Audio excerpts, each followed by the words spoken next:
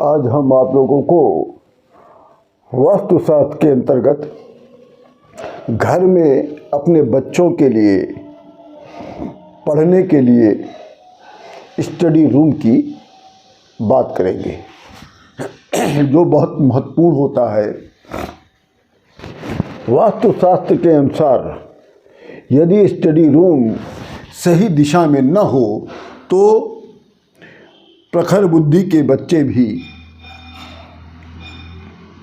पढ़ने लिखने में तेज नहीं हो सकते। अगर स्टडी रूम सही दिशा में नहीं है तो बच्चों की पढ़ाई में बाधा उत्पन्न होती है। इसलिए वास्तु दोष के कारण उन बच्चों को अपनी परिश्रम के अनुसार उनको लाभ नहीं मिल पाता। वास्तु नियमों के अनुसार पढ़ने के कमरे से संबंधित कुछ वास्तु के विषय में मैं आप लोगों को बताने जा रहा हूं, और अगर आप बुद्धिमान हैं तो हमारी इस बात को नोट कर लेंगे और उसके अनुसार आप कार्य करेंगे।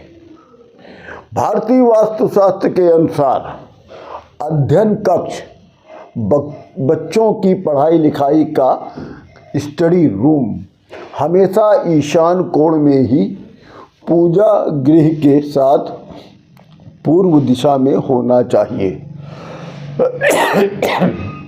बहुत ही ध्यान से सुनिएगा और कोशिश करिएगा, इसको आप शेयर कर लीजिएगा अपने किसी भी, चाहे आप फेसबुक पर शेयर कर लीजिए, चाहे आप अपने व्हाट्सएप पे इसको सुरक्षित कर लीजिए। बच्चों के पढ़ने लिखने के लिए उनका जो कमरा हो, उनका जो स्थान हो, वो आपके मकान के ईशान कोण में पूजा घर के साथ ही पूर्व दिशा में होना चाहिए। दूसरा बात,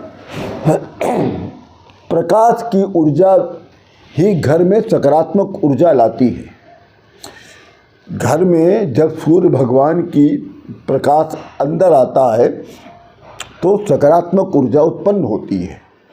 इस दृष्टि से पूरब दिशा में स्टडी रूम, पढ़ाई लिखाई का कमरा बहुत ही प्रभावशाली माना जाता है, बहुत ही अच्छा माना जाता है, शुभ माना जाता है।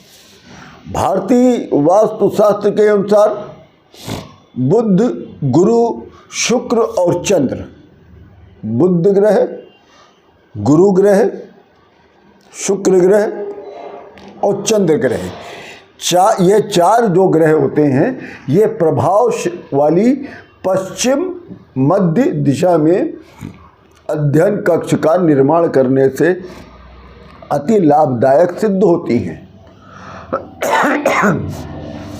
अध्ययन कक्ष में पूरब, उत्तर, ईशान या पश्चिम दिशा में रखना चाहिए। आप कमरे में बच्चों के लिए पढ़ने के लिए जो उनका में जो कुर्सी हो वो पूरब या उत्तर या ईशान या पश्चिम दिशा में रखना चाहिए। अध्ययन कक्ष जो है दक्षिण आग्नेय व नैऋत्य या उत्तर वायव्य में नहीं रखना चाहिए।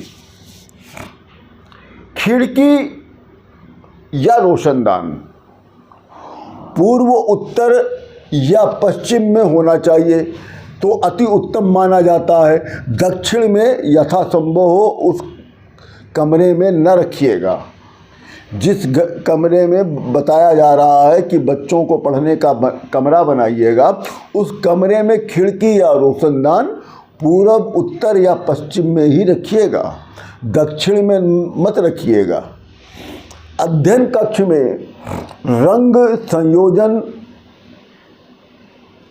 जिन कमरों में आपके बच्चे पढ़ें उस कमरे का जो पेंटिंग है वो सफ़ेद या बादामी या पिंक या आसमानी या हल्का फिरोजी रंग से ही दीवारों को सजाइएगा। टेबल और फर्नीचर पर अगर इस कलर में है टेबल और फर्नीचर तो अच्छा है, नहीं तो काला गहरा नीला रंग का ना कमरा होना चाहिए और ना ही बच्चों की मेज और कुर्सी होनी चाहिए। अध्ययन कक्ष का प्रवेश द्वार, जिस कमरे में आपके बच्चे पढ़ रहे हो उस कमरे का जो प्रवेश द्वार हो, दरवाज़ा हो, वो पूरब, उत्तर, मध्य या पश्चिम में रखिएगा। दक्षिण, आग्नेय और नैऋत्य या उत्तर वायव्य कोण में मत रखिएगा। अध्ययन कक्ष में पुस्तक रखने के लिए जो अलमारी या रैक की व्यवस्था आप करेंगे उसको उत्तर दिशा की दीवार के साथ रखिएगा। और स्टडी रूम में जहाँ बच्चे आपके पढ़ रहे हों वहाँ पानी रखने के लिए आपकी उत्तर या पूरब की दिशा में रखिएगा।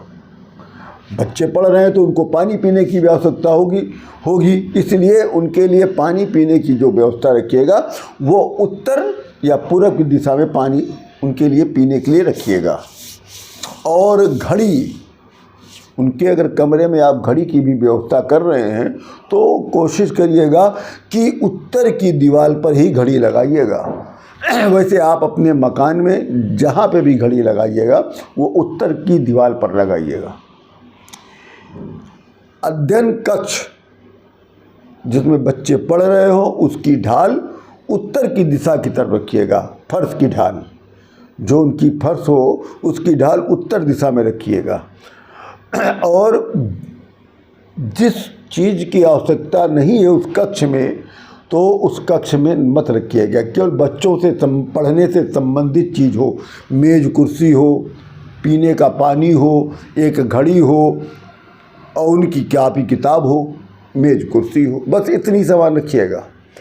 अगर उसी कमरे में वो सोते हैं तो उनके लिए बेड की व्यवस्था उसी कमरे में, मगर फालतू की चीज़ें नहीं, घर की और सामान उसमें मत रखिएगा। स्टडी रूम में जो बच्चों के लिए जो मेज़ बनाइएगा पढ़ने के लिए वो गोलाकार या अंडाकार की जगह आयताकार अगर हो तो सबसे उचित बताया गया है। ना आप गोलाकार बनवाइएगा ना अंडाकार बनवाइएगा। अगर आयताकार जो होता है वो सबसे अच्छा माना गया है। और कोशिश करिएगा उनकी स्टडी मेज के टेबल का टॉप यदि सफ़ेद रंग का है तो सबसे अच्छा माना गया है। यदि आपके बच्चे कंप्यूटर का प्रयोग कर रहे हैं तो कंप्यूटर टेबल है वो पूरब या उत्तर या पूरब उत्तर के मध्य में रखिएगा। ये बहुत ही अच्छी जानकारी मैं आप लोगों को दे रहा हूँ जिससे आपके बच्चे बहुत पढ़ने में तेज हों। जो बच्चे इसको कमज़ोर भी हैं, यदि इन वास्तु शास्त्रों के नियमों का पालन करते हैं तो बच्चों की बुद्धि धीरे धीरे प्रखर होती चली जाएगी। इसी के साथ राम राम।